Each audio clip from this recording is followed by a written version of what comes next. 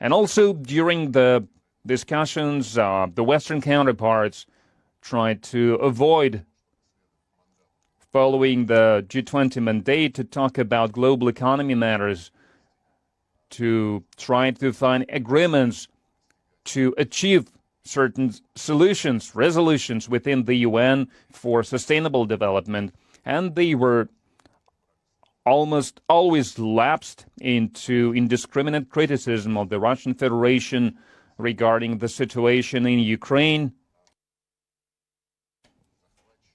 Invaders, occupiers. So we've heard a lot of things today, and everyone appealed to us to stop this operation, to reach peaceful settlement, and reminded our Western counterparts about what has been said in recent months, and I asked them to make up their minds about what they want. If they want peaceful negotiations, these negotiations were stopped by Ukraine.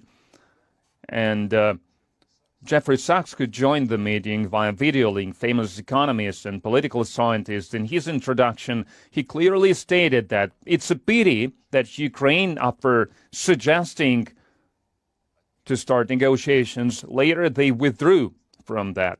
And that was stating the fact. And if the West wants negotiations, they need to keep that in mind. If it's not negotiations they want, but a victory on the battlefield, of defeating Russia on the battlefield, because there are all kind of voices. Some voices are for negotiations, other voices are for the victory on the battlefield. Well, then there is nothing to talk with the West about, because with these kind of attitudes, they stop Ukraine from starting the peaceful process. They are forcing Ukraine to take their weapons, to use these weapons to shell cities, to destroy civilian populations, something that we've been observing on a daily basis. And that's not something we can tolerate. And this double kind of approach of the West goes to show that it's all about ideology, not about concern of Ukrainian citizens, of Ukraine, of European security. But despite all I've been saying now, despite the behavior of our Western counterparts, that were not supported in this vigorous attempt to blame us, the emerging countries of the G20 group. That was a useful discussion that allowed us to ask some questions to the Western counterparts, and they don't have answers to these questions. They only have blatant Russophobia.